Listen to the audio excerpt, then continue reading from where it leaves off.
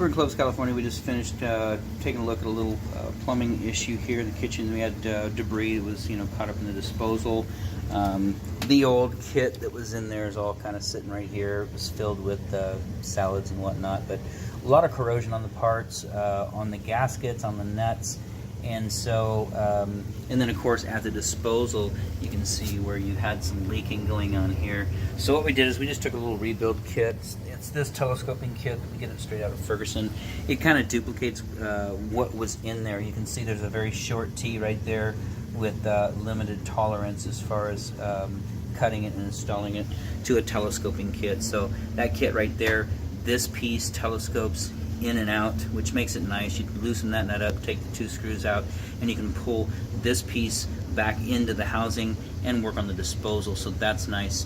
So new gasket in there, new tubing, new T, new tailpiece, and then of course that nut right there was damaged. It had just a little bit of water, hardly enough to even cause any water to drip down in the cabinet, but enough to eat away the threads in that nut that comes with the basket strainer. So we cleaned it up a little bit and put some pipe dough back in there, got it tightened up. We feel that it should last for a period of time. I would recommend changing it. When you go for a garbage disposal replacement, I recommend changing the basket strainer.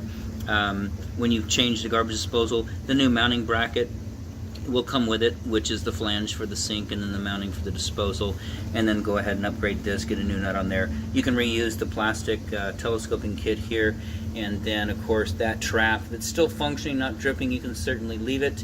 If not, you can cut it off and put a tubular trap in there, so that's good.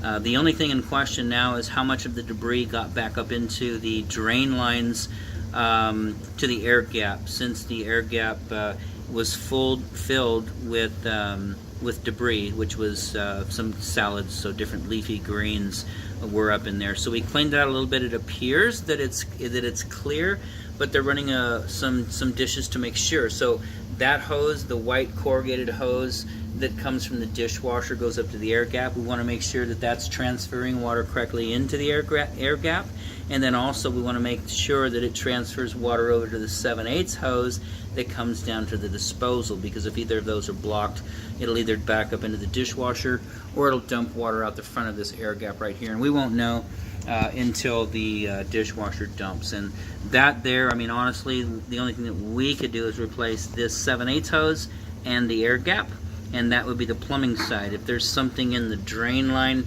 over there, that line, you could certainly replace it, but it would be an appliance repair person. We've got a guy we can refer you to if that's the case, but it looks clear. Just looking at the line, it looks okay. So hopefully, fingers crossed, everything will drain, and that will be the scope of work for today. Outside of that, this service call is done.